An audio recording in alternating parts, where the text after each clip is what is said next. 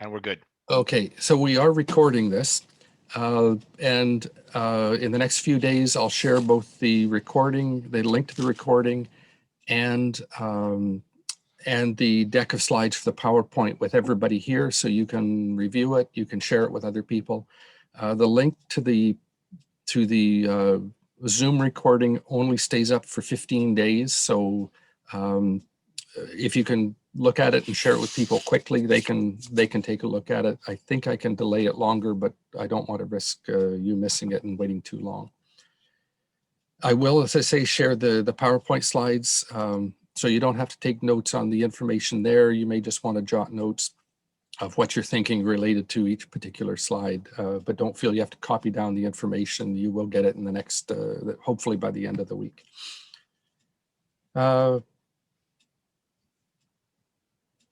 Questions that you have, if they can be questions to clarify or to that I can expand on what I've said on a particular slide. I don't want to get into specifics with congregations if we're talking about what your congregation is doing to look further down the road, or ministry needs or things. I'm quite happy to be on the phone and to have email conversations with people after today. And I'm also quite happy to set up Zoom meetings if you've got a committee in your church that's looking at what's down the road for you, what your future plans are in terms of ministry and mission and things like that. We can always do that individually with each congregation if that need arises. I think that's all of our introductions just to get us going. And what I will do is share the screen I have and then just start going through this. And as I say, if you have questions, type them in the chat box, and Eric will pass them on to me as they come along. So let me share my screen.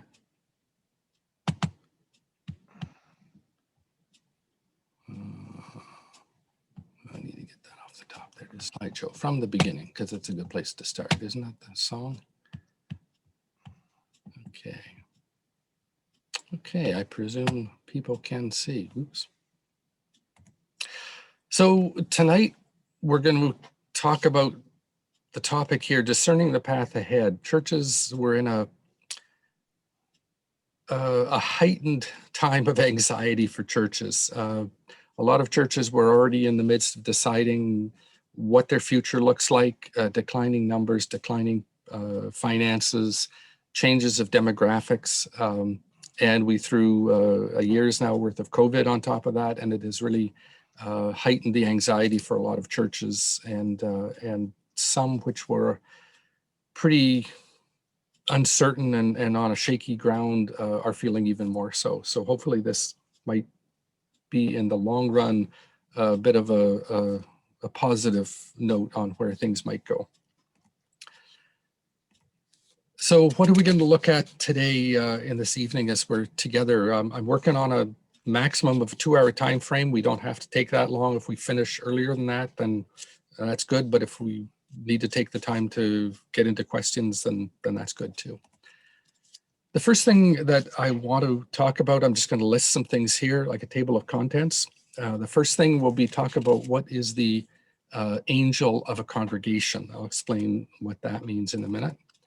I'll spend a bit of time talking about traits that lead to decline in a church, but also traits that lead to new life in a congregation.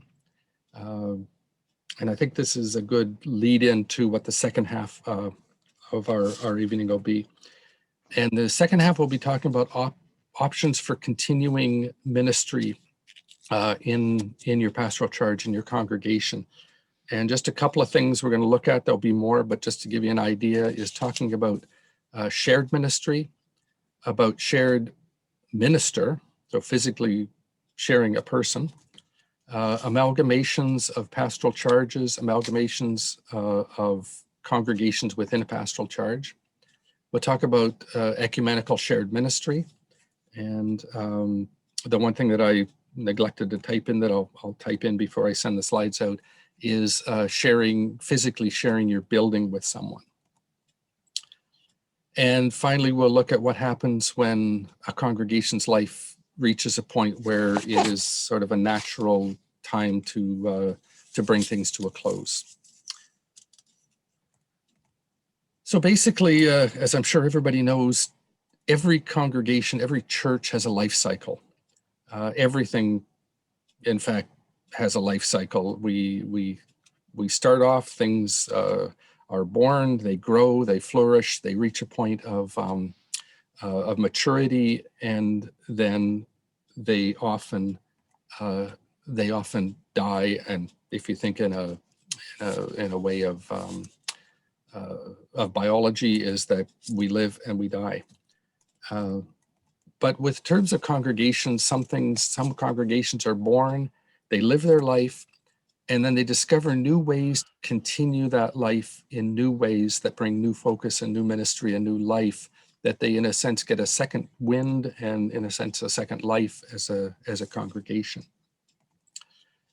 And so the question that we all need to look at is, which describes your congregation? Is it a church that is living and then is dying, or is it a church that really has a drive to find new life? And that's the ultimate question that we're faced with, I think, more so now than I think we perhaps ever had in our United Church history anyway. So, Walter Wink, who is a theologian quite prominent in the 80s and 90s, but still has, I think, relevant things to say. He says that, and he's writing mainly about churches, but history belongs to the intercessors, to the prayers, those who believe and pray their future into being. And he says that faith requires at times marching into waters before they part. So picture going to the Red Sea and going in before God shows the path ahead. And it's a real challenge that are we a congregation that's trying to discern what lies ahead for us? Are we praying ourselves into a new future? And in terms of going into waters before they part, are we boldly going where you've never gone before?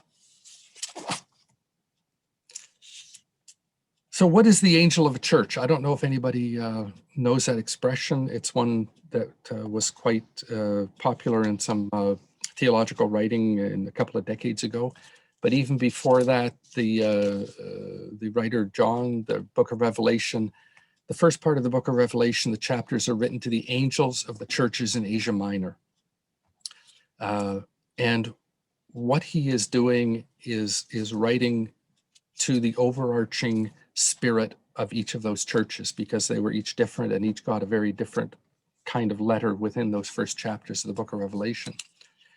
And in the same way, each of our churches have an angel. We have something that describes the character or the spirit or the ethos of who each of us are as a congregation. And each congregation, in a sense, has a different spirit. You have a different history, you have a different makeup, different experiences as the congregation has grown and matured.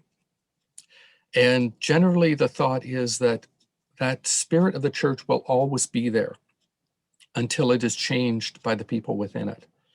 And if it's a spirit of negativity and of complaining and of constant trouble, just like in our own lives, think of if you're doing personal therapy, is until you decide you're going to change that spirit, then your congregation will, in a sense, live out that spirit again and again, no matter what the situation is.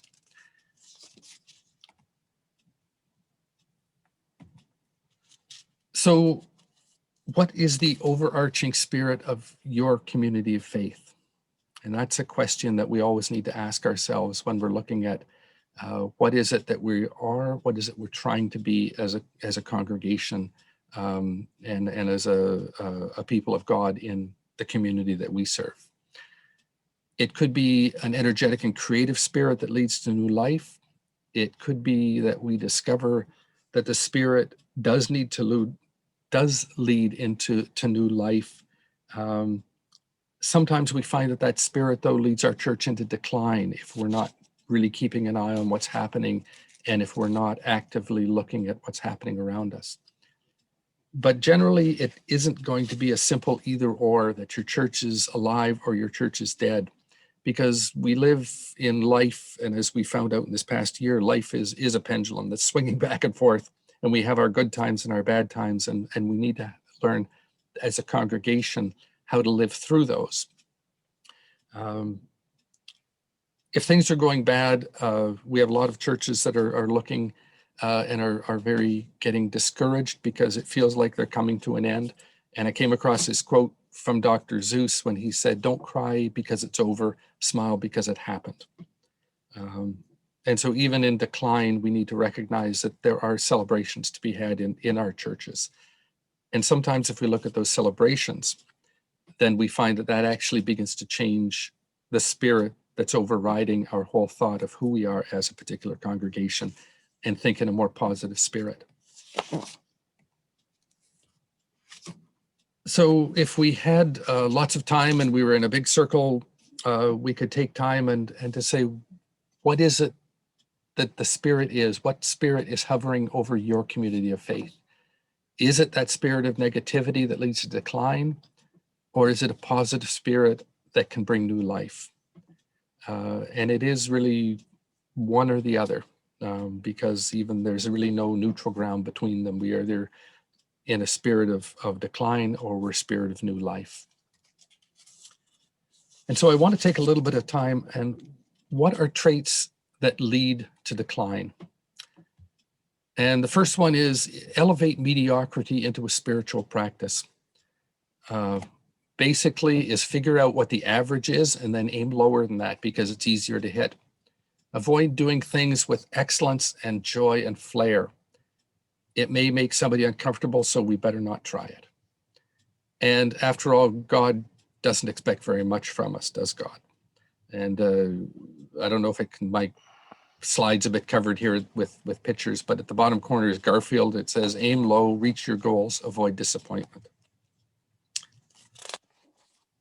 Another trait that can lead to decline in a congregation is a congregation that takes no risks. Taking no risks means being sure that you have a very good idea and you send it to 4 different committees and who understand that it's their job to say no to that good idea. And to reinforce a no by pointing out that doing anything, it might cost money, it might make the church liable, it might ruffle some feathers. Those are things that I'm sure we've all heard in our congregations, in church council meetings, in conversation over coffee when we talk to churches. Another thing that leads to decline in a congregation is the assumption that if they want us, they know where to find us. If that's the spirit we have, then we assume that everybody knows who we are and where we are, and they can come to us. We need to make sure that our church signage is small and hard to find, doesn't particularly look welcoming. And on Sunday morning, and I've seen this in churches all the time, have Sunday greeters that look like palace guards performing their role to guard the door rather than welcoming people in. Another trait that leads to decline is the sense that it's the minister's job to do that. It's the minister's job, if you think of your congregation as a cruise ship, where the minister is the captain, the cruise director, the housekeeper, and the entertainment at the same time. And if people are unhappy or they leave the church, then it must have been the minister's fault.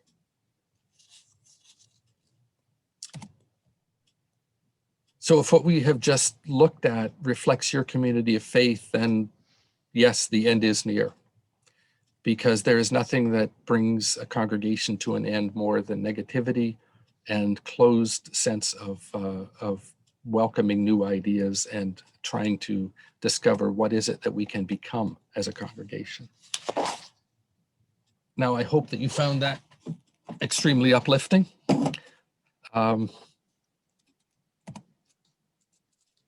There's got to be a better way, right? Isn't that what they said on Dragon's Den? There's got to be a better way. And there is a better way. There are traits that lead to new life. Strive for excellence in everything that you do. Enjoy what you're doing well and give it your best shot. It may not work, but give it your best shot. Embrace a spirit of innovation and experimentation. How often have we said, well, we've never done it that way before? And where we should say, well, let's try it because we've never done it that way before. And allow people to try new things, because it's amazing sometimes those new things actually work. And it ruffles feathers, but it works, and the church finds new life because of it. Building relationships within the congregation or within the community and with other groups in the community is extremely important. We tend at times to be isolated as a congregation, as congregations, and we forget that the community is around us.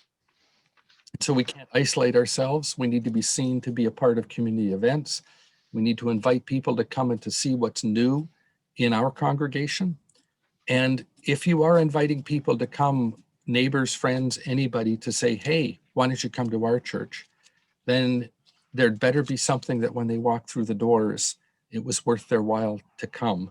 And it wasn't the same old that that they said, well, I wonder why I came. In the first letter of Peter in our epistles in the New Testament, there's a quotation that says, give an account of the hope that is within you. Always speak about what it is that brings you life. Look for love and life and energy that are within the midst of your congregation, and let that be the driving force in everything that you do and the focus of everything that you do. Because if we have hope and if we have vision and if we trust God to lead us, then the path may be unknown, but the path is less awesome and less frightening to travel, because we know that we're not traveling it alone. And so my sense is, if the best traits that lead to new life is that you go big or go home, you dream big, you pray hard, you spend wisely, you welcome warmly, and you celebrate loudly who you are as a congregation.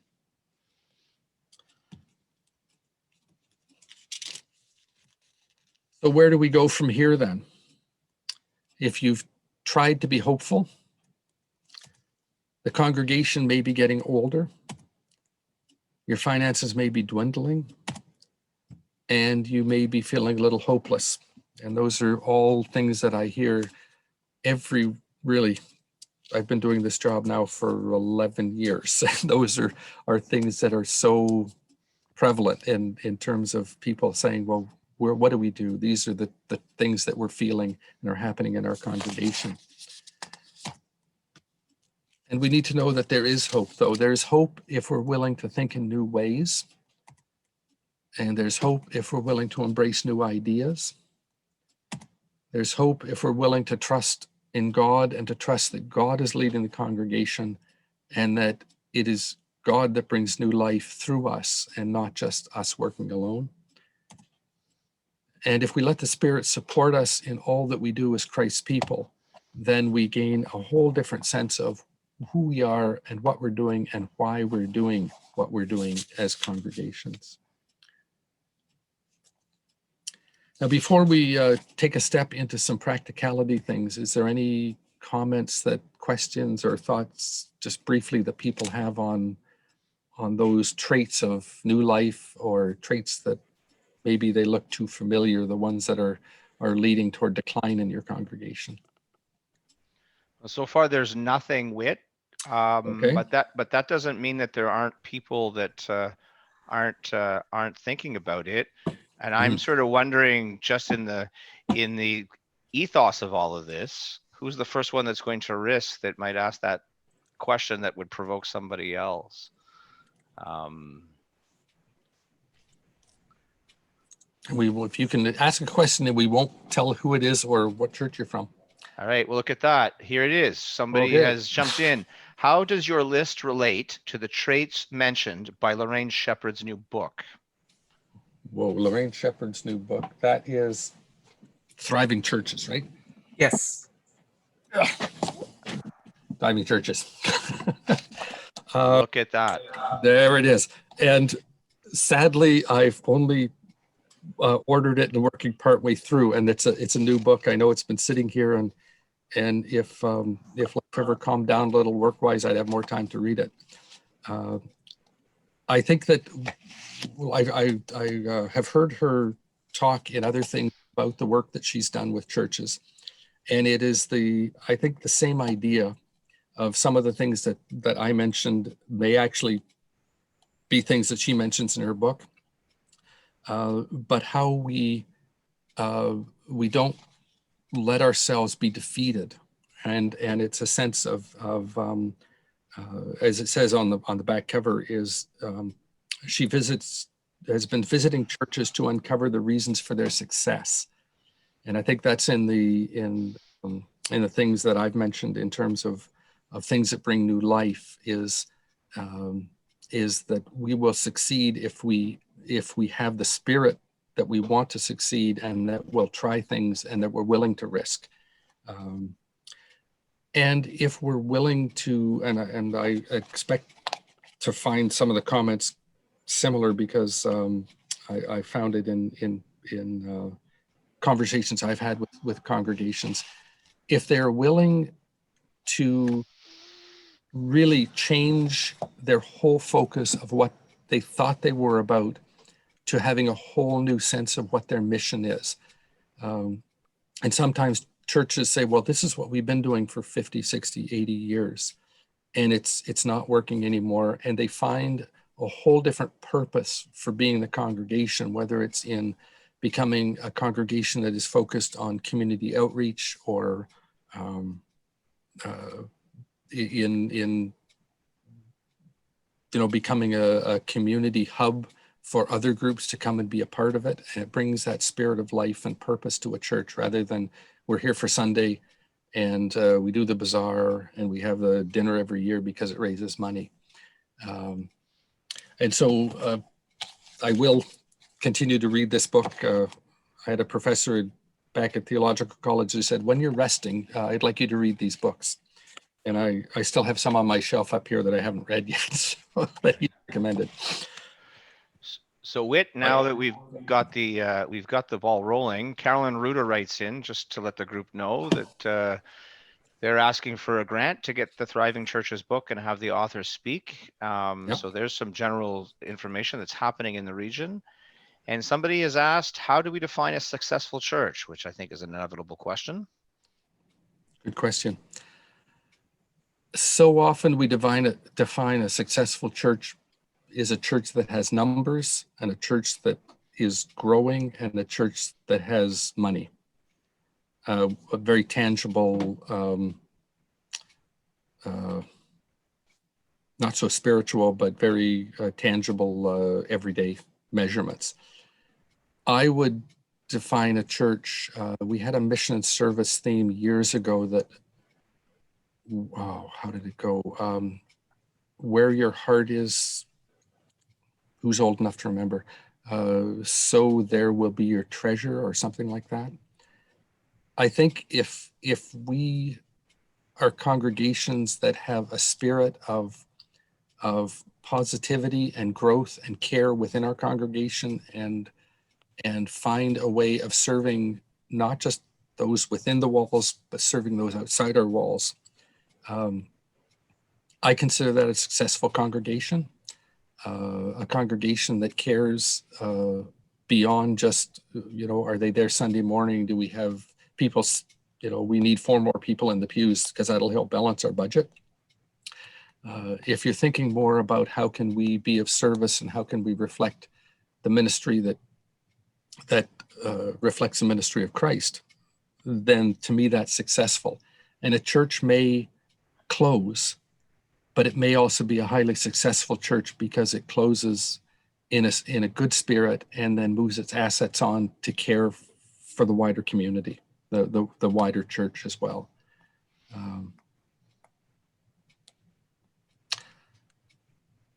We get caught on the tangible, everyday things of money, numbers, and how many people you got sitting in the pews, that type of thing. You could be a stable small church and they'll still be highly successful if people feel that their lives are fulfilled because they're part of that community. And to me, that's a measure of success that isn't measured on the Dow Jones or the TSX, that type of thing. Is that helpful? Well, I'm not seeing a follow-up. I'm not Okay. seeing a follow-up comment to that, so I'm going to assume that that answers it. So, Okay. is there any? Oh, there's one new message that's just come in. Let's just Okay. have a look. A good answer. How does a successful church function in a hybrid, in-person, virtual with live streaming? Oh, now they're coming. Look, there we go. That's an. Oh, I like that one. How does a successful church function in a hybrid, in-person, virtual world with live streaming? Well, that's a good question. Next. That's a good one. That is something I will say that we are still learning what it means to be a physical in-person church, but also we have a virtual. I shouldn't say virtual because they're real people, but we have a community that's beyond our walls that are a part of that church congregation now.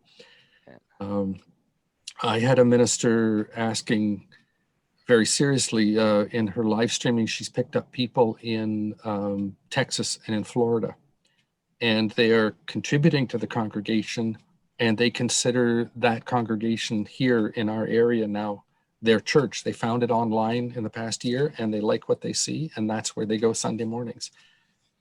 So that was her question too, is what's the pastoral responsibility of her as the minister to these people who she will never meet, likely, but are now a part of the congregation, at a distance. I'll not be the best one to answer that. I know that Eric is involved in our Ottawa East End churches who have been doing physical church, but also virtual church. Right. So there's an example there's an example that comes out of that. And it also, for those of you who attended the tech presentation that we did, David Patterson and I, not everybody's going to be able to get on with tech for the whole reasons that we know, but it doesn't mean you can't reach out to people. And there's a congregation that I have heard of that what they're doing is that when they know that there is somebody who can't get on to tech, right? So word gets out, oh, you can reach, here and can't get on to tech. That's the immediate opening to say, well, then how can we reach you? And the congregation has their own phone chains. And what's happened now is that the congregation and its minister are on the phone back list for the local seniors club that is sort of non-denominational. It's just a seniors, like an Odd Fellows or something, but the local group of seniors actually has the minister from that congregation that's online on their callback list. Interesting. So it's in finding the gap that shows the opportunity, or it's in the gap where the felt need is expressed, right? And within the collective that I'm part of, the staff is beginning to sort of intermingle. So, we cover for each other and we bounce ideas off because, of course, everybody's tired, right? So that's another way. There is this internal self-care support that happens. So there's two examples. Okay. And in that, there needs to be a willingness, as you say, if it's an example of the minister being connected now to the wider seniors group, a willingness for a congregation to say, okay, that may not be a financial gain for us, but that is something that we see as our outreach mission into our community. And a willingness to say, okay, our minister is spending time doing that. And we see that as an important part of who we are as a congregation. Right. It's an example of finding a new spirit, finding a new sense of what's our purpose, rather than we're here for Sunday and we need people here on Sunday and then we keep it just as we have our own little pastoral ministry going here, taking care of us, sort of like the family chaplain, as opposed to opening the doors literally to people outside and letting the ministry of the church reach out further into the community. So, Right. but So it's we're learning how to do the virtual stuff, and I don't think it will disappear now because it's so successful. well, and just I was talking to somebody at the Conference Board of Canada just recently, and everybody hold on to their hat. Hybrid everything is going to be around for at least a couple more years, regardless of what Oh, happens with the vaccines. So you're yeah. now a victim of your success. There's back-to-back questions, comments that I think are related, so I'm going to ask them both at the same time. Okay. If And you we're good have for time, time, so that's okay. yep. We got lots of time. If you have time, how should we work? And the person has written unbelievers, but I'm assuming that the person is making sort of non-initiated Christians. Okay. Okay. Um, uh, those outside our congregation and those inside our congregation. So that even is a comment that recognizes that we may have people inside our walls that are not necessarily as comfortable with the faith language that others are more. And Mhm. then along the backs of that, thank you, Whit, for your comments. Also, each congregation needs to discern what God is calling them to do and be in their time and place. So I find that those are kind of two interesting back-to-back comments, because one says, what do you do about people who are not comfortable? And then on the other side, there is this need to discern, you're saying. So over to you. Yeah, I think each congregation, just look at the last one, each congregation, there was an expression in the 80s with liberation theology. The South American, Central American theologians were telling us North Americans to ride our own donkeys. In other words, you figure out for yourself what liberation means. Don't say, don't try to ride our burro down here. This is our show. You figure out your own life. And I think congregation, you can't copy the congregation next door, or God knows, we tried to copy the big mega churches and thinking, oh, that's success. And it doesn't work because it doesn't fit. You can't wear somebody else's clothes because they don't fit you. And a lot of a congregation is finding out then what is it that is the mission and the drive and the underlying purpose and mission spirit of your congregation, and not to compare yourself to your neighbors, because you may go in two very different directions, and you may equally be successful in fulfilling the mission, even though you look differently than your neighboring church. Your size is different. Their finances may be different. Now, the first part of that question was around people who are, the word that the person is using is unbeliever, and I'm going to finesse that and say, folks that are not necessarily sure if there's a God and yet find themselves interested in having a faith-based conversation, to people who are actually members of a church and are still uncomfortable in their faith. Or maybe I would even add, like we would all say, just to name it for everybody, people who in a 40-year faith journey probably don't believe at the end of 40 years the way that they did at the beginning of 40 years. The beginning, yeah. Right. And so this person is sort of saying, how do we grow in the middle of all of that? Yeah. I think a lot of it is to be open to the fact that we are all on different places in a faith journey. We have different understandings. Some of us may be very traditional. We may have very orthodox views of what Christian faith is. We may use language that's very traditional. Like those people before my time, even when you learned the catechism, and that's what you live by. Whereas we see the other end of it, where people who are wanting to ask open-ended questions and saying, well, is this the same? Can we understand the significance of Jesus and of God in the world in different ways than perhaps my parents or my grandparents did, or that I did when I was 20, 30 years younger? And I think even within a congregation, there needs to be that willingness that, I don't always like the expression, that we've got the United Church has a big tent, and there are all kinds of people in it, and a full spectrum of what we think and what we believe. But it's a willingness to share that within a congregation, and to share it with the people, and to recognize that we're not all in the same place, but that doesn't mean that any of us are necessarily wrong. It's just we're in different places, and our needs are different. And that does lead to discomfort sometimes, but there are people who are and some traditions, they call them seekers. I know in the Ottawa Chinese Church, Chinese United, they refer to seekers, who are people who have not yet formally confessed their faith and been baptized, and so they have a full range and recognize that we are in different places, and that's part of the spirit of being an open church, is that we allow that discussion to take place. Is that helpful? Well, I don't know. I'm not the one who asked the question, but to the person I'm who sort of asked throwing it out there. yeah, gotcha. I don't see anybody shaking their fist at me yet. No, and I'm not seeing any follow-up comments, Okay. so I'm going to assume Okay. that you've kind of nailed it. Okay. Of course, it's easy for me to sit here not being responsible for a church every Sunday morning and sitting with a session and a board and looking at budgets. I'm in a different spot. I was in active ministry for, oh gosh, up until, well, where am I now? For 27, 26 years. So I do know congregations, and I'm in a lot of congregations now at arm's length. So I hope that what I say is helpful and relevant. I'm going to make a bit of a shift to where we can find hope.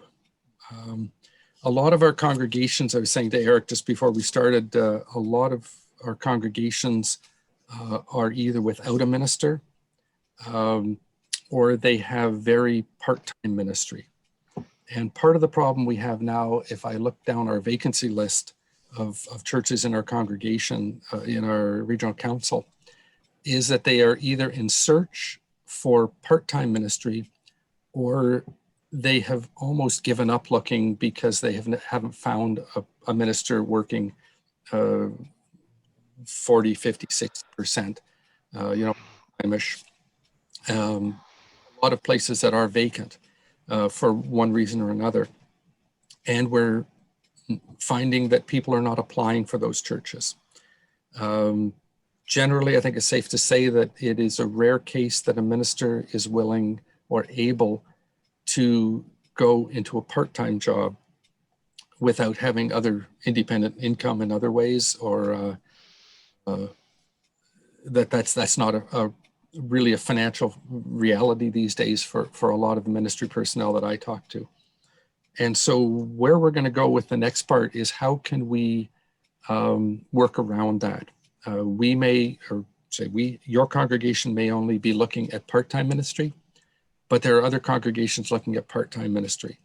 And if I remember correctly, without using the calculator, that a half and a half equals one. And if we can offer somebody a full-time job, that is far more attractive than offering somebody a half-time job and another person a half-time job. So I'm hoping that the conversation we'll have for the rest of the time here will be to look at possibilities of meeting ministry needs, but also meeting the needs of our ministers. And so let's jump into this. And again, if you have questions, some of it may sound familiar to you or you've thought of, and I'm happy to discuss any of these with individual congregations as we go along. And in fact, I've got a couple of congregations that are in, we are talking about how they're going to move ahead or hopefully move ahead. So I'm going to list a bunch of things here. There are ways that we can find new growth and support and encouragement through shared ministry programming, through collaborative ministries, and through cooperative ministries, and those are a little bit different, and we'll explain those later. Through amalgamations of either reducing the number of preaching points on a pastoral charge or bringing pastoral charges together to form a new pastoral charge, sharing buildings, and ecumenical shared ministry, which are two different things too. So let's just jump into my thoughts first on shared ministry programs. The whole idea of shared ministry is to talk to your neighbors, to listen to them, to work with them, and to engage in problems that you have. And the illustration is good, is that the two puzzle pieces, they realize that those two puzzle pieces actually can be joined together. And so they could be talking about sharing joint choir services, about sharing Advent or Lenten services. We have a number of churches that I've known do what they call the fifth Sunday. And when there's a fifth Sunday in the month, they join together with somebody in neighboring pastoral charge for a joint service. Long tradition of Good Friday services being shared by area United churches or communities, even interdenominational. And the old typical one that's drifting into our urban churches, and not just our rural ones, is combining summer worship services. That 1 month here, 1 month on the next pastoral charge, and we hope that people will move back and forth. Not just that they can cover holiday time, but you actually get to know the people around you in terms of becoming aware of us being a wider community than just our local United Church congregation where we happen to be planted. A lot of churches are beginning to talk about sharing confirmation classes so that you have a critical mass. You don't want 1 or 2 kids, but if you can get 2 or 3 churches together where you get a half a dozen or more people working on confirmation services, there's the energy that comes with that. Joining study groups together. UCWs are way ahead of us. They've been bringing groups together for decades in terms of sharing between churches and in a broader sense. And then sharing local outreach needs. Not everybody has to have a food bank, and not everybody has to have the thrift store, but if you can work together, it's a joint effort, and you serve a need without everybody having to reinvent the wheel in their own neighborhood.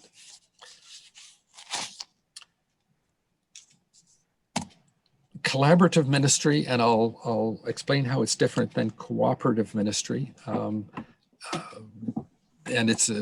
we tend to use the word cooperative, and often it means different things. And I have colleagues out west that have actually pointed out that they use both terms, collaborative and cooperative, and they mean for them 2 different things. And I'm starting to separate them in my own mind too, that they are 2 different things. A collaborative ministry is when we work with our pastoral charge, with a pastoral charge near us. And this is a good graphic example. 2 different churches, different pastoral charges, but you have a minister that is working between the 2 of them, part-time in one and part-time in the other.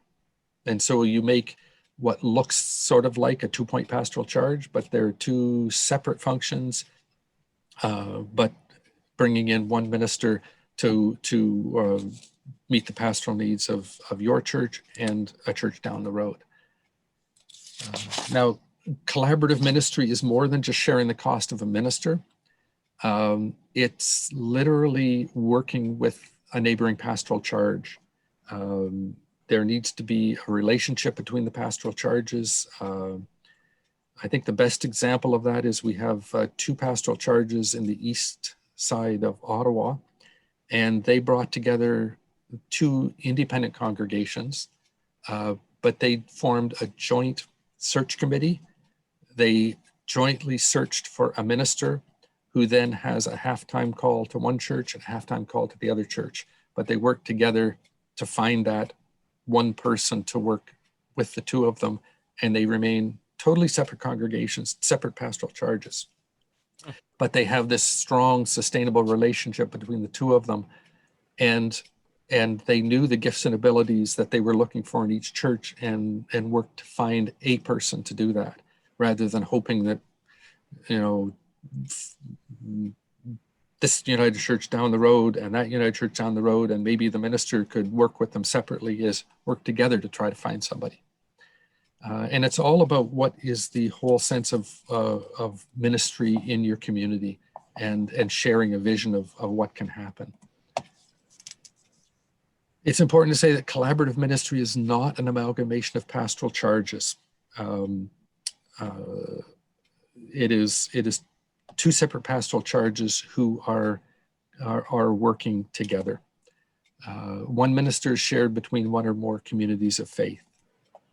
And it enables, as I said earlier, it enables a minister to have the equivalent of a full-time position rather than a part-time, and wondering where the rest of the financial income in their household is going to come from. And each congregation remains fully autonomous. The only thing you really need to figure out is coordinating worship time, council meeting times, things like that, that you're not expecting the person to be in the same place, two different places at the same time. We haven't figured out how to do that yet. So how is that different than cooperative ministry? A cooperative ministry is, it sounds like it's collaborative, but it is closer cooperation between pastoral charges. And I can give you an example of a couple of cooperative ministries we have. It enables, again, a minister to have the equivalent of a full-time position rather than a part-time one, which makes life much more attractive in terms of having people apply for something. Each congregation, again, stays fully autonomous in a cooperative ministry, but it requires, again, cooperation of worship times, meeting times, and things like that. What it does involve, and this is where it's different than collaborative ministry of working together, is this is literally that you're talking about joining together resources within a number of pastoral charges so that you're not all trying to do the same thing with small numbers or inadequate finances, that you're working far more cooperatively to get things done. It's often there's a shared governance structure. You will have each church still has its own stewards, but you will have a central governance body that will work on behalf and for the good of all of the members of the co-op. You need to agree on what the directions of ministry are, so you're not pulling in different directions. And it may look at different ways of people and buildings and finances and how those are shared within the ministry. A good example of a cooperative ministry that many people know in our area is the Genesis Co-op in the east end of our regional council. Van Cleek Hill, I'm just drawing a blank. Kirk Hill, Alexandria has been on that. There were six, maybe I think we're down to 5 pastoral charges now that are a part of that. They have one minister, and they work with a number of licensed lay worship leaders to have a rotation that they work out, that the minister is at 2 places each Sunday, and the lay licensed worship leaders are working at the other ones, and they kind of work their way around the circle so that the minister is still the minister of all of these pastoral charges, but it is a very coordinated effort as to them working together very closely. They have a central board that meets all of the congregations, bring people together to talk about how it works, and it for a number of years now has been working very well. We have a smaller cooperative ministry in the south part, in Oxford Mills, North Augusta Pastoral Charge, the Algonquin Pastoral Charge, and Easton's Corners. And they're working in much the same way of a smaller number of churches, but working together with one minister and working out how the rotation works. They do it a little differently in terms of where the minister is on Sundays and how they work it, but it is it's very much churches working closely together, more closely than in a collaborative ministry. Whit, there's a question along those lines. I think it's Okay. well timed at this point. Have you heard anywhere across the country, say you've got you've got 2 churches that have ministers in their employ, but then they go and pool the money together to bring in another person, particularly this person's asking in the question of, say, youth and faith formation. So that the idea is that congregation A's got a minister, congregation B's got a minister, but they're beginning to be stretched, and then they come together Mhm. and they bring a third person on staff, slightly larger in scale. Yeah, and often, yeah, that can be done. That a person is brought in then to fulfill some of the other special, you want to call them specialized, other than the general pastoral care preaching functions. Um, and the good thing about either a cooperative or a collaborative sense in bringing in somebody like that is each congregation only has to afford part of that person. Right. That you can never do it on your own. But if you've got two or three churches working together, uh, and in a sense, three churches who are working totally independently uh, could still agree. We have.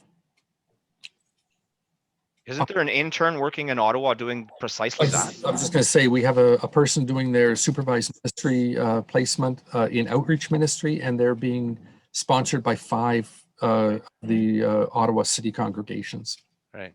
And they are not, she's not really working for them. She's doing some mission work, outreach work, but they are putting finances, a fifth into it that they can afford, but they then are fulfilling some of their outreach needs that they couldn't have done on their own.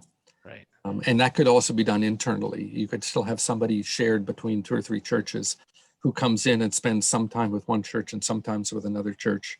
Um, and it makes it feasible that they're willing to work with two or three churches, but couldn't afford just to come in on a few hours, 10 hours a week, say at one church. It's just not, it wouldn't work. Right. So there's another way of bringing in staff people and in a sense buying part of their time and pooling your money together to bring in somebody for specific work like that. Right. There's a follow-up question to that that's even a little bit thornier, but I think it Okay. gets I think it gets to the heart of the matter. And anyway, I'll just ask it. What happens if one pastoral charge is unable to continue the collaborative agreement, and this person writes financial reasons and for the wider Okay. group for whatever reason, Yeah. right? What happens to the minister? Who is on responsible for the loss of income for that minister, particularly if she or he has moved to fulfill the collaborative agreement? Yeah. That actually is a case that has happened.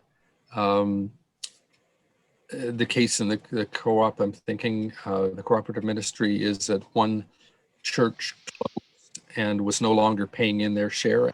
The other churches felt they were able to do was to each increase their share slightly to cover the loss of one of the partners.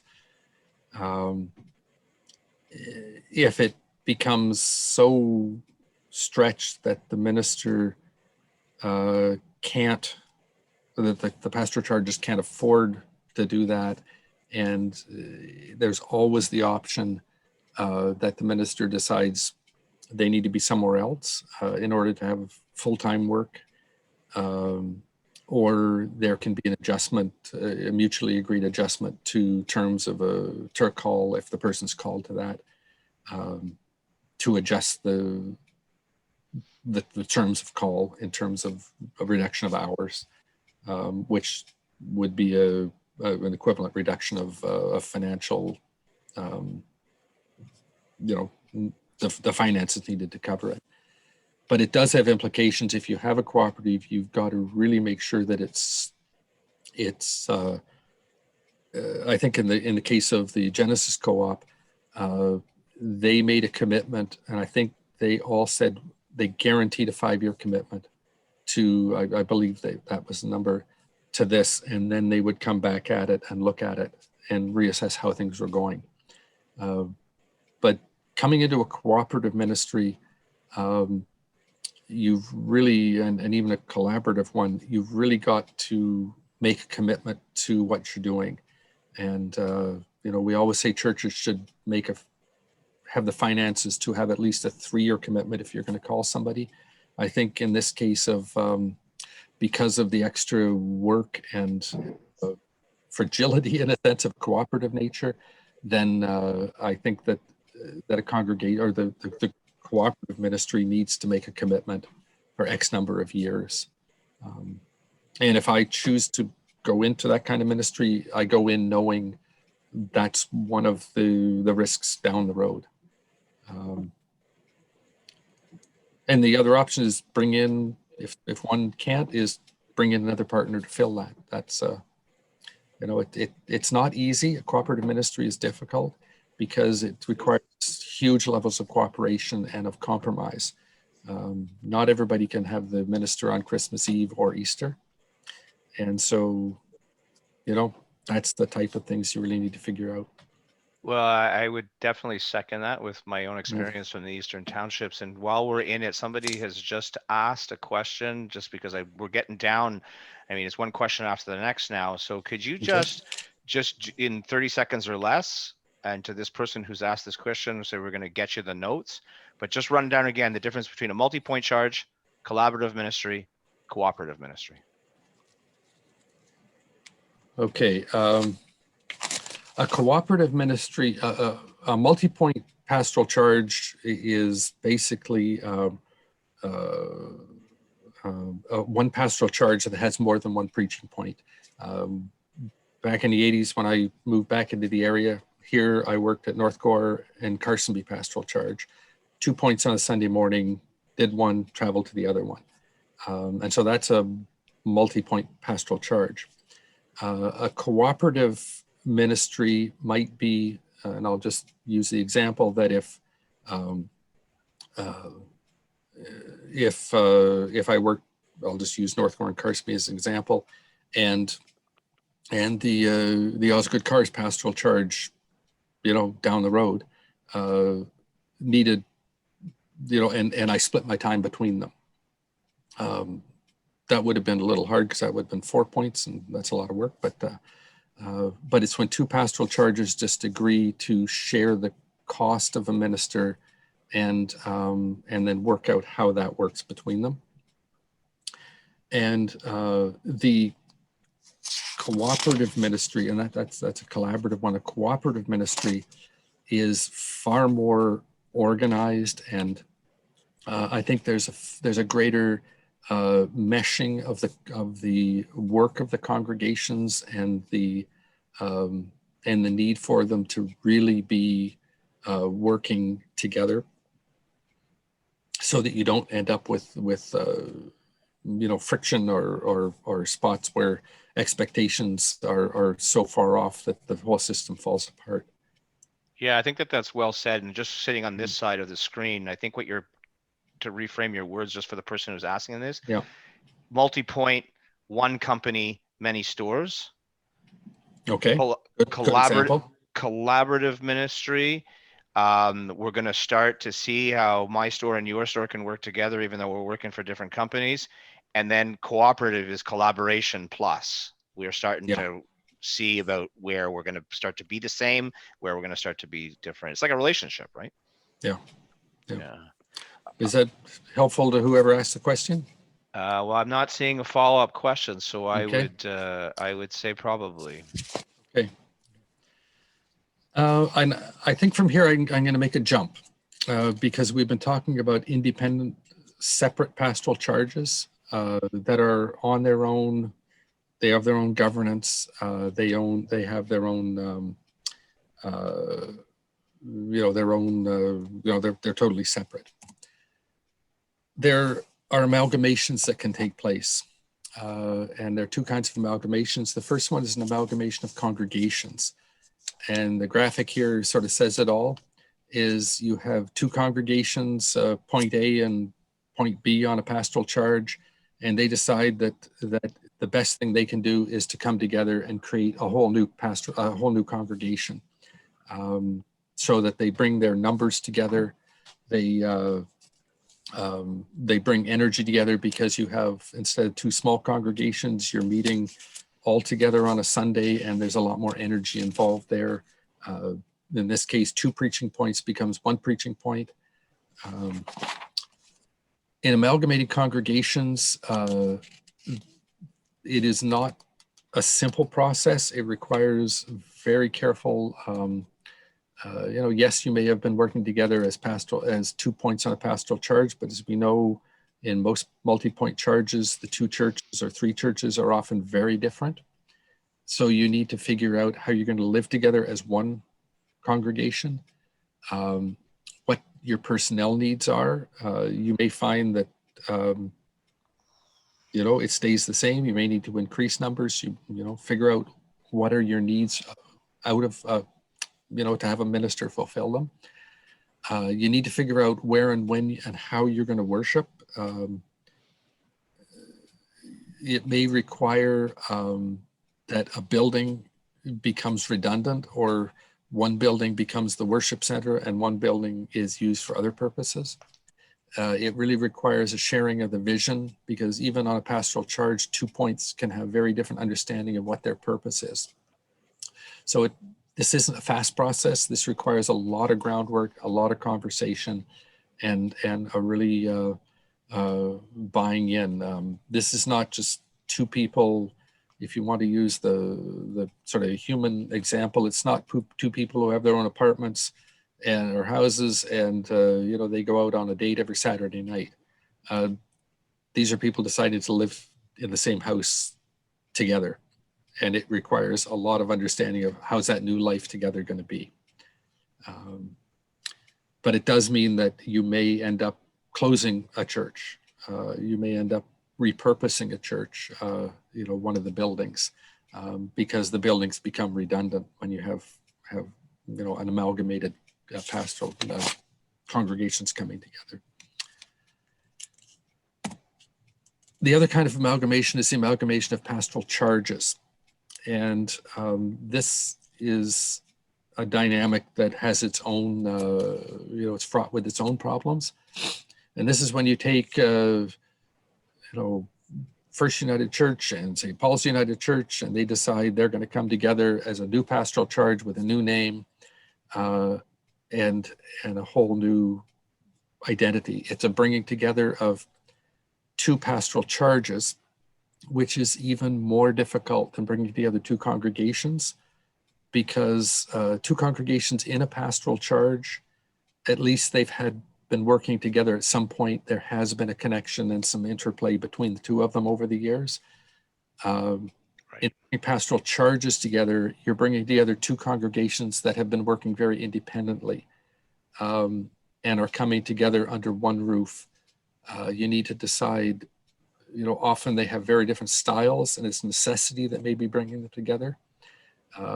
Specific example I can just think of is when in Ottawa, when Bell Street United and McLeod Stewarton United came together. It was a long discussion. They are 2 different churches. They have 2 different sort of, I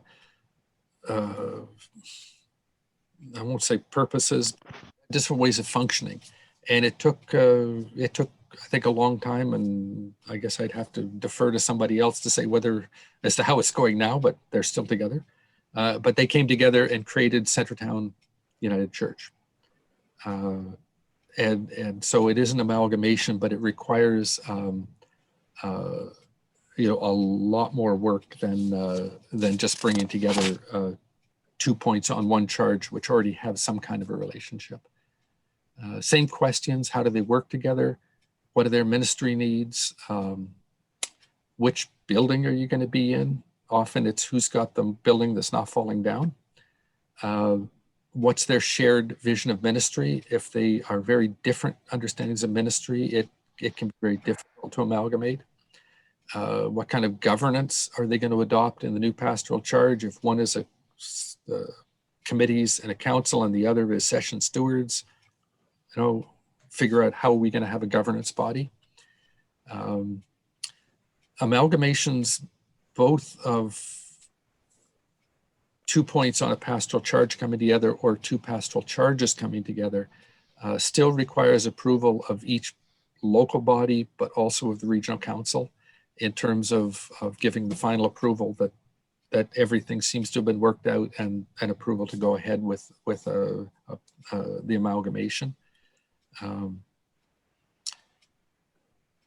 And I don't know what this last line means that I wrote here. Pastoral charge amalgamation may also mean the amalgamation of congregations. Likely what this means, if you've got two pastoral charges with multi-points and they come together as a large pastoral charge, don't always expect that if you have 2 points and 2 points, you're going to have 4 points on the new one. It may become a 2-point charge. And so you may need to close parts of each of the separate pastoral charges as the whole new body is brought together.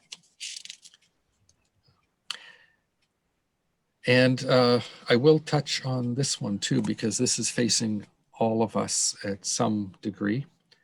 When is it time to disband? When is it time to say we've, as a friend of mine said, you don't want to ease into the last day of your life. You want to slide in 2 feet into the grave and say, woohoo, that was a heck of a ride. When you disband a congregation, it can be a positive thing. Often it's shrouded in negative and in loss, but it can also be something that's celebrated, that it was a good life and things have a life cycle. The congregation needs to, it's a hard decision, and the the regional council needs to come into an agreement that that's what's going to happen. Members can be transferred to other congregations by choice, or a church can say, all of our members, we're going to transfer to the church down the road and say, this is where we've all decided to go, or just set people loose to go to the church of their choice. It requires a church deciding where its assets, both its physical assets and its financial assets, will go for the work of the wider church. And there needs to be a closing date so that a congregation can say, as of such time, we're bringing our life to an end, and you have a service to celebrate the life and the ending of a congregation. I'll say a little bit more about disbanding in a little bit. But before you go that far, there's always the possibility of sharing a building. And I think one of our best examples is First United Church and All Saints Anglican Church in Westboro in Ottawa. I should have done this as walking, because you can't drive between the two churches, but you can walk from one office to the other in less than a minute because they share a building. They happen to share what was the All Saints Anglican Church.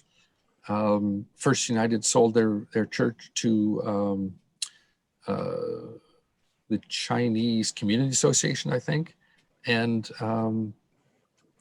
First United is now part of a shared building with All Saints Anglican.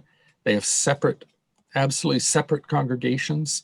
They have 2 different structures. They're 2 different denominations, but they've come to an agreement as to how they share the building, how they share the costs, how they share worship times, programming, so that there's the cooperation there. And most often sharing of a building is between 2 different denominations or even 2 different faith groups. It would be very awkward, I think, to have 2 United Church congregations sharing a building at, one church has a 9 o'clock service and the next United Church has the 11 o'clock service, because you're kind of, that seems an odd way to do it. So sharing a building is most often 2 denominations or even 2 different faith groups. There's a church in Toronto that shares, the United Church shares their building with the local synagogue, and the sanctuary shifts depending on what the time of the day, and in this case, the day of the week, between a Christian denomination and a Jewish faith. So again, that's not an amalgamation. It is a sharing of a building with some very clear understandings around costs and things. The good thing is it reduces the cost of a building. You only are responsible for a portion of the upkeep of a building, but it does require a lot of coordination of time and space and offices and things like that. But an upside of it, aside from finances, is it provides an opportunity to share programming with another church in the same building. There's nothing to say you can't have joint programs, joint outreach. all kinds of things. You can have a youth group where some are Anglican, some are United, or whichever, and they do things together even though they are two separate denominations. So it has the benefits of being able to share some ministry needs. The other thing that is a little different twist on it is a ecumenical shared ministry. And for those who are around the Ottawa area, you may recognize this as, depending if you look at it this way, it's the Vernon United Church, or if you look at it this way, it's the Osgood Baptist Church. They've been meeting in the same building, I understand, since 1925. The Presbyterian Church in Osgood, in Vernon, is right across the street from these guys. And the Presbyterian stayed with the Presbyterian Church, but those who wanted to join the United Church formed the United Church congregation and started worshiping with the Baptists across the street. And they have often alternated between having a Baptist minister or a United Church minister as their called minister. They worship together.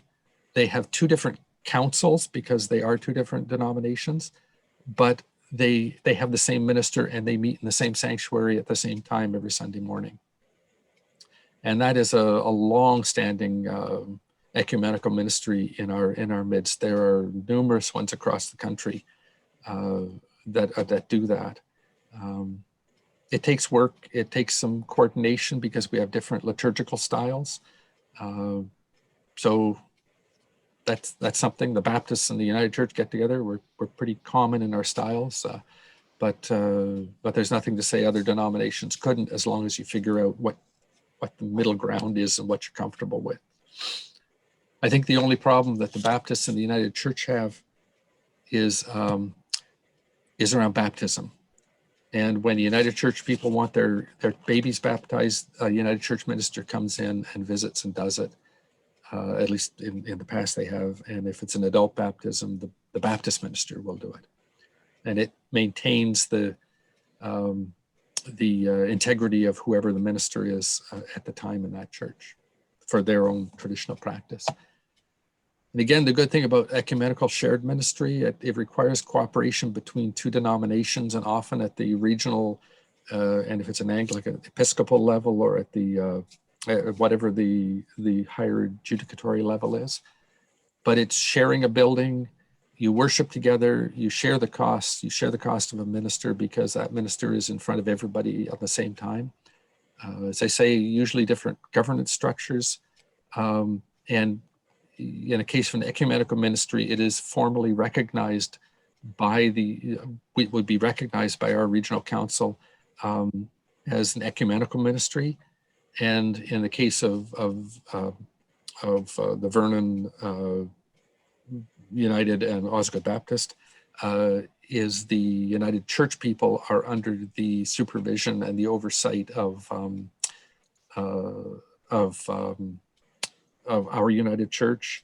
And if it's a Baptist minister, then we have a supervising minister to come into meetings and things of the United Church side of things. But it's an interesting way to do it. Not a lot of places that I know have done it, but that doesn't mean that they're not happening. I want to come back briefly to the disbanding churches. Yep. No, it's okay. I've just been waiting for the right time. Don't want to disband yet? Okay. No, we don't. Well, because this is still coming back to all the various permutations. And here's an interesting question. Do we know anything about shared ministry across regional lines, or in the former days, presbytery lines? Yes, I can't think of any examples. I know, I can't think of examples here. I know that in Manitoba and Saskatchewan, there is a pastoral charge that is one point is in Manitoba and one point is in Saskatchewan. They were in two different conferences, and yet they work together as a shared body. And there is also, I believe, and this takes it even further, and I want to say, I can't remember whether it's at the Saskatchewan or the Manitoba border with North Dakota. and the minister is a United Church minister, but travels across the border and serves the United Church of Christ in North Dakota. Right. And so that is a kind of a cooperative shared, or I guess a collaborative shared ministry in that sense, both within the United Church structure of cross-border stuff and literally cross-border stuff with the Canadian-American split. The person would travel back and forth every Sunday. Right. Quite recognized by the border guards. If it's okay, just to jump in, because I'm Yeah, sitting here please. also being a Yeah. participant. 3 years ago, when I started looking at this kind of stuff, all of this was very avant-garde. And now Mhm. I'm hearing more and more of these pop up in terms of mother being the necessity of invention, right? I mean, Yeah. we're all being pushed in that way. And all I would sort of add to what you have said, and whoever asked this question about shared boundaries brings up a real point, right? That the boundaries that we have between our churches sometimes are more rigid and sometimes they're just more in our minds. But to anybody that wants to enter into one of these, is considering entering one of these things, I would say two things. One, consider the level of complexity, whether it's legal or it's purely institutional. Like there's two pastoral oversight committees, for example, in the case of two regions. Right. And just consider that level of complexity, but also understand that no matter what kind of an arrangement you go into, there's going to be complexity that you're going to need to work through. So don't get discouraged with that, Yeah. right? We are for those people who don't know, in the former presbytery of Ottawa, we have congregations in another province that has a whole different law. It's civil law versus common law Yeah. in the province of Quebec, and how those congregations are managed in with the Sure. Quebec government is different than they are here In Ontario. in The Ontario. Ontario side. Yeah. Yeah. Right. Yeah. So I just sort of add that, like, but that whoever asked that question, that's a really Yeah. fascinating thing, Yeah. right? We did have in the past a minister who was serving two pastoral charges part-time, and one was in, I want to say, Ottawa Presbytery, so in Montreal, Ottawa Conference, and the other point was in Bay Quinte Conference. And this would be the same as if in previous times, if they were in different presbyteries of even of the same conference, is then one jurisdiction would take primary responsibility for oversight and discipline of the minister, so that you kind of plant your feet in one place. You aren't sort of two people trying to be responsible for that minister or have the oversight. And it's an administrative thing, and Right. I would, if that's something that works, I would say don't let the administrative stuff figure it out. If it works and gives your church life and continued existence, we'll find a way for it to happen. I would second that, and I don't want to go down Yeah. that rabbit hole, because we'll just Yeah. we'll never stop talking. Um, Yeah. right. Yeah. So disbanding, I just want to touch on this again, because there is a point where churches decide that they just don't want to peter out. We had a church in the east end of Ottawa who closed very purposefully. They had money still, but they said, our church, we can see an end coming, and we'd like to close on our own terms. We'd like to not spend every dollar. We want to close and spread our resources out to the United Churches around us. And they did that, and it was a day of celebration in their last service, and they did it, and it was sad, but it was very exciting, because they knew that their life was going on.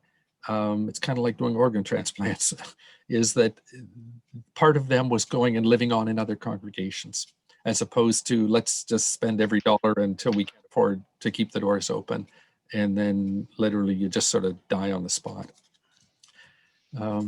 Churches disband for all kinds of reasons, because of membership declining, finances declining. They may decide that their people and their resources, as the church I just mentioned, can be used in better ways, rather than just literally depleting the bank account because we just want to be here as long as possible. The last person turn out the lights.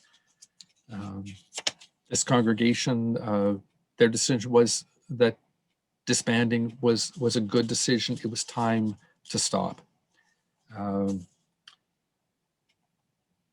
In putting a church up for sale, the sale of the church goes to fund ministry in other places, in other United Churches, in other parts of our United Church, mission service fund, things like that.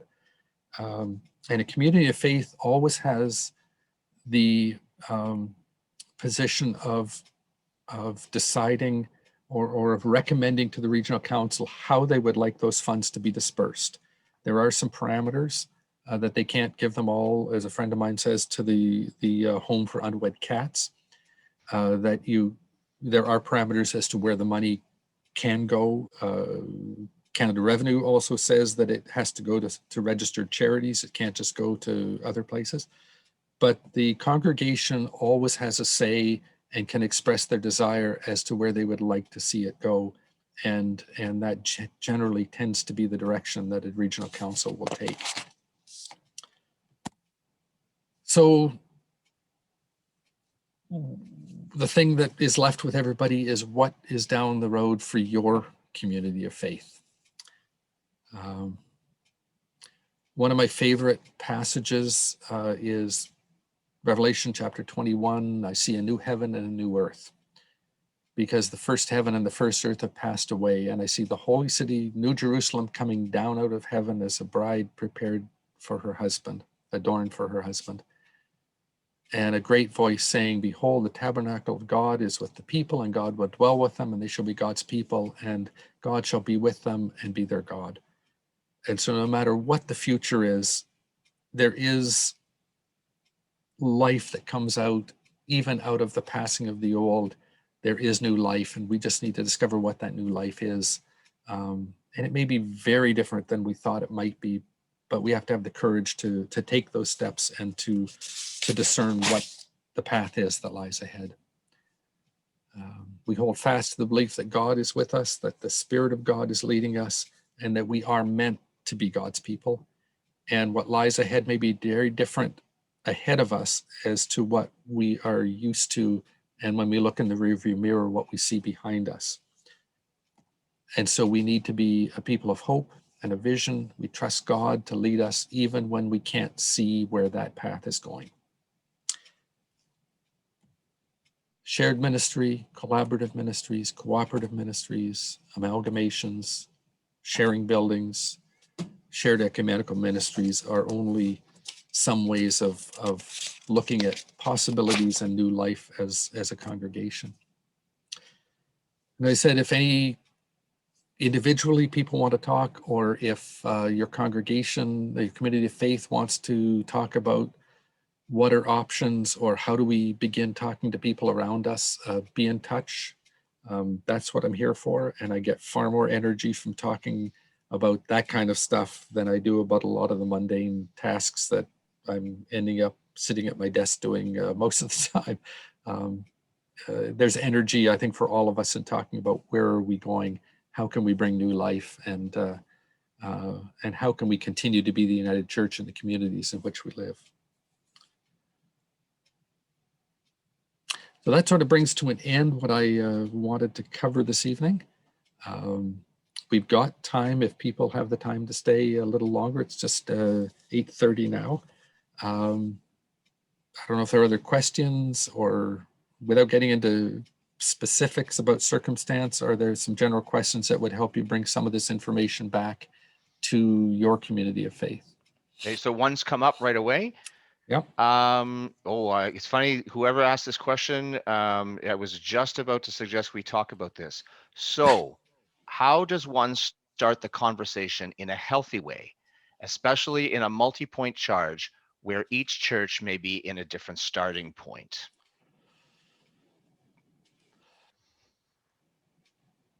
And I'm going to ask the person to clarify. Whoever asked this question, are you talking from an administrative point of view, or are you talking from a spiritual point of view, or both? It's John who's asking. John, if you're listening, could you just type in the chat? You're looking more spiritual, you're looking more administrative, or are you looking? And I said, just get talking, Wit, and Yeah. Yeah. So dead air. You don't want dead air. It's like radio. Yeah, right. Yeah. The reality is that, say on a pastoral charge, 2 points are, my experience is they are always different. And any pastoral charge that I've been on and that I've visited is that no 2 points are identical twins. And they have different strengths. They have different histories. They have different personalities, both individual people and personality as a congregation.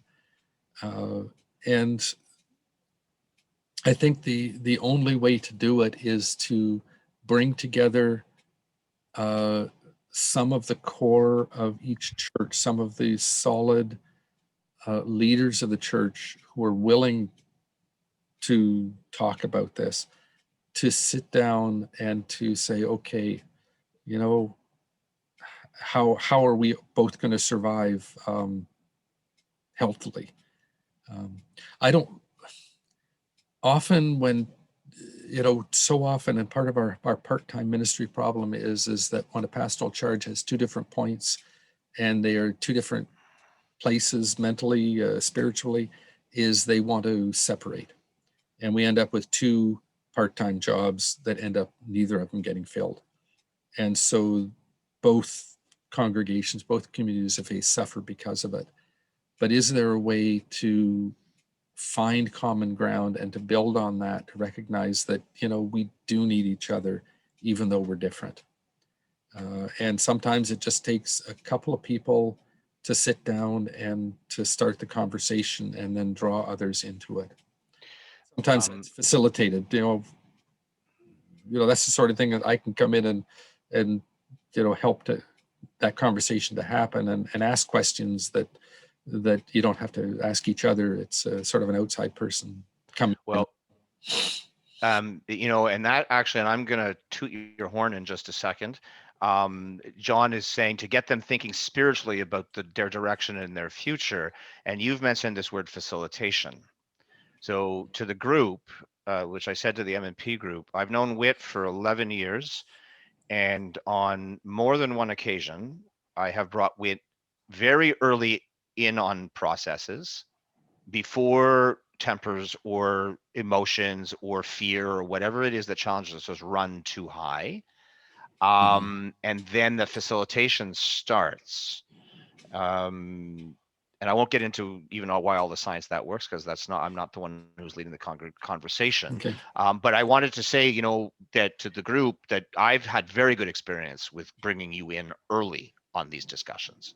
Okay. I'm just a quick question here. Do we still need the slides up, or can I stop? No, you can take the slides down because it'll be easier for me to see. Okay. And that way we can see more faces anyway. I know some people are the cameras are off, but at least I feel like I'm not talking to myself. Right. So there are now 2 kind of follow-up conversations about visioning. One person talks about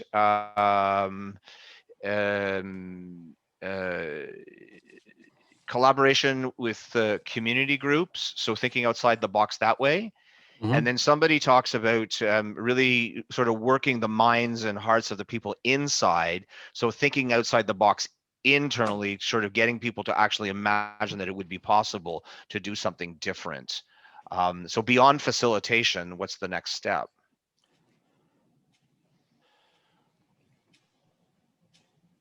I think the strongest, the best possibility for success in looking at doing something different is if it is something that comes within a community of faith. I know in the 60s, the United Church did what many of the Catholic and Anglican churches are doing right now. They're saying, these are not viable congregations, we're closing them. And we did that in the 60s, and people, I'm still hearing about it, people still, that their neighborhood church was closed because presbytery said, we're closing you. I think if people in the congregation start talking about what is it, do we need to change? Do we need to, think about how we're doing things? Do we need to look at working with our neighbors? If that comes internally, and even talk about, is this time that our congregation closes and we put our energy into other congregations as members elsewhere? If that happens internally, it is much, but it's going to succeed, more likely to succeed. And the level of animosity of an outside force coming in, because I can certainly come in and lay out options, but I don't, and none of us want that outside force to come in and, in a sense, to feel that a congregation is being pressured to do something. I'd love to see churches amalgamate and work together, because it's very sad to see churches close and disappear from. We used to have a church and a Royal Bank in every little community across the country, and the banks are long gone and the churches are disappearing too. Right. And that's a loss, because there are still people in those communities. It's just the church is no longer, part of their life. Well, I think that, and just sorry, but I think that you're pointing on something too, like in the grieving process of change. Every Yeah. change involves a bit of loss, and Yeah. I would submit that when a congregation is even just to change to get smaller, or get to change to give up a building, or just get to change just to change, there's Yeah. loss, and we got Yeah. to work through that. Yeah. Um, Even taking out 2 pews in the side so you can put a wheelchair. oh, I lived through that at That oh, that's that's worse than closing the church. Uh, Change here is hard. Yeah. here's another comment on the backs of what we were just exchanging. Some congregations believe they do not need a strategic plan, that's too business focused. What do you think about having a working strategic plan to map out future options?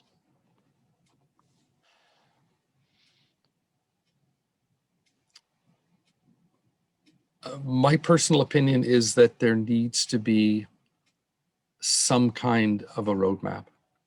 Um, the problem is that if you're just moving, you're going whichever way the wind is blowing. Um, you hit a rough patch, so you change direction, but maybe you should have kept pushing through that rough patch to go to what Right. the goal would have been. And so I think you need a plan, and not just let's go day to day and see what happens each day. Because I think that will, you don't have a central focus.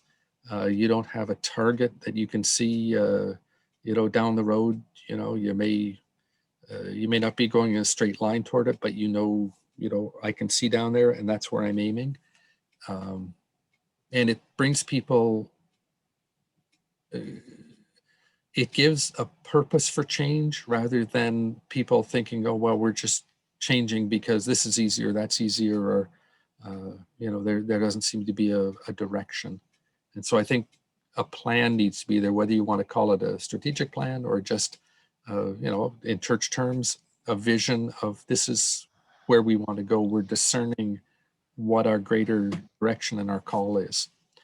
And then we work toward that. And it may shift and shuffle as we go along, but we know the direction we want to go, and we keep going that direction. I would add to that, as a business owner, as a licensed contractor who still owns a business after 10 years, I would second what you said, because what it does is, if you stay committed to your plan and you shift it, you start to see those gaps. At the beginning of it, if you're not careful, you're not honest with yourself, you can make a balance sheet in a business look whatever you want, right? You can project you're going to make certain sales, right? That if you're running a business, I know that doesn't translate well into a church, but this idea of sticking with it and not abandoning ship too early is so important, Yeah. to discerning, where we go as congregations. Yeah. Mm. There's no other comments. I, would it be okay if I just put out a statistic that comes from workplace psychology? Sure, go ahead. So the source of this is a fellow by the name of Dr. Michael Rock, who I don't know if he's still at St. Paul's University here in Ottawa, but he is considered one of Canada's sort of forethinkers in terms of where spirituality and workplace psychology mesh. And he claims that in any enterprise like we're talking about now, fully 70% of our success depends on our emotional intelligence. So translate that into spiritual terms the way you will.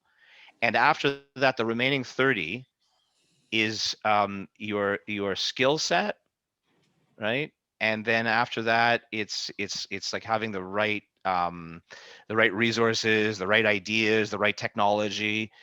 But fully 70% of any success depends on whether you and I can get along and whether we're mature about it.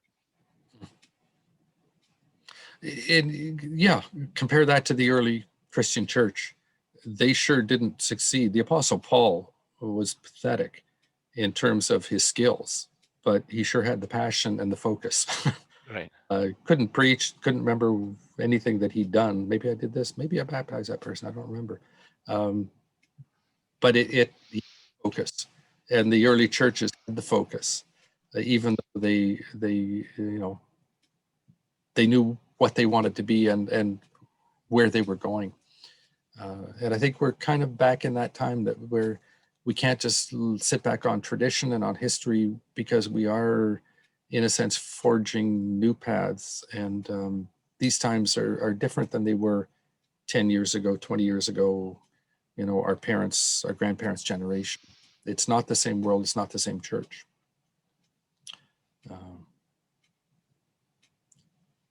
And I'll throw out a thought too, that we always picture that in the past the churches were always full and thriving. In the 1940s and 50s, early 50s, the churches were in pretty much the same shape then as they are now. We had a bump post World War II in the 50s and 60s. But there are times you go back into even medieval Europe, and church attendance was horrible. Like, people didn't go to church. We tend to think of it as being everybody went. And even in the 1800s, church attendance wasn't that great. And so don't always hinge it on how many people we have in our church, because this is in some ways is sort of the norm, and we're just in a lull. As you know, we always say about the 50s, we had 600 kids, and yeah, we did, and that was a different time, and this is where we are now. So we can't always try to be what we were, because it's not coming back. I'm not to sound negative, but we can't just say, well, we're going back to the way we did it, because it's a different world. It's a different society, a different culture. Even in the Christian culture is different than it used to be. So another question, and this, just as you must have provoked somebody, right? Just stirred them up. How does one advocate exploring new possibilities without being perceived as critical negative about what is currently being done and giving offense, right? You don't want to be the one who's right? You got the question. Yeah.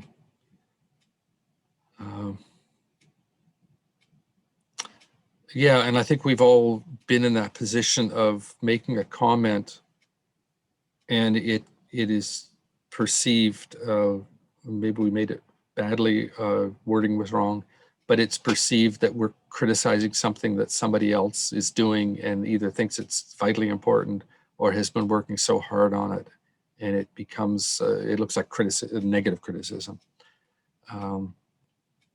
It's hard. I think the first thing in terms of talking about looking at new ways is saying, this church is worth something. It's important. I'm putting my energy into the church, and I don't want to see it fail.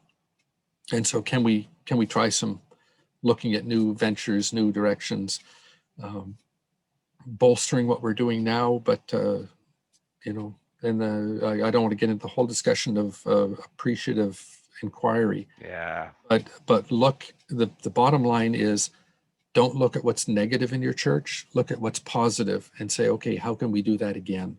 And how can we do that more? And forget the negative stuff, because we get bogged down. It's like the tar pits. What are the positive things?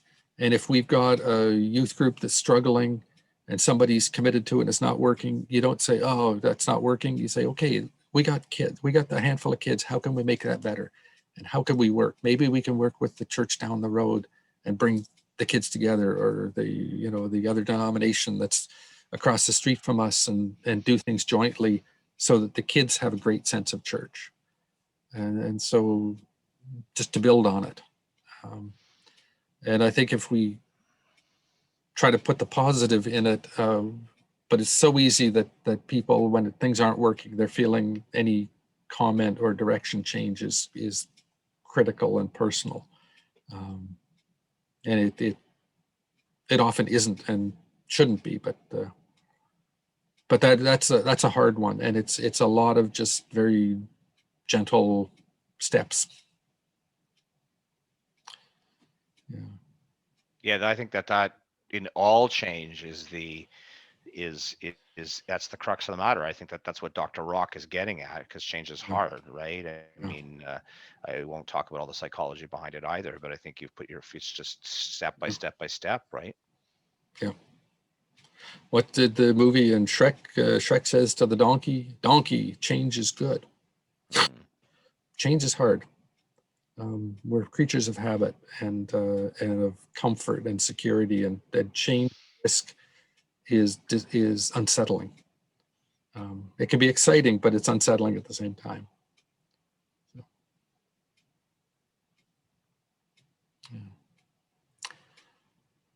So as I say, I'm happy to talk to any churches individually to try and move further on this.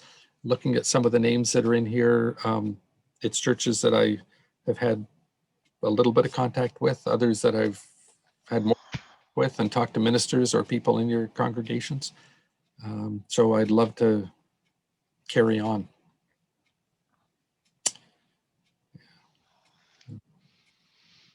Good.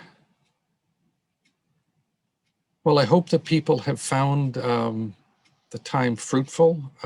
It's always, I wish I would have lots of answers to say this is the best way to do it, and this is what's going to work. And all I can say is that we have all kinds of possibilities, and let's see what we can do to bring those to life. So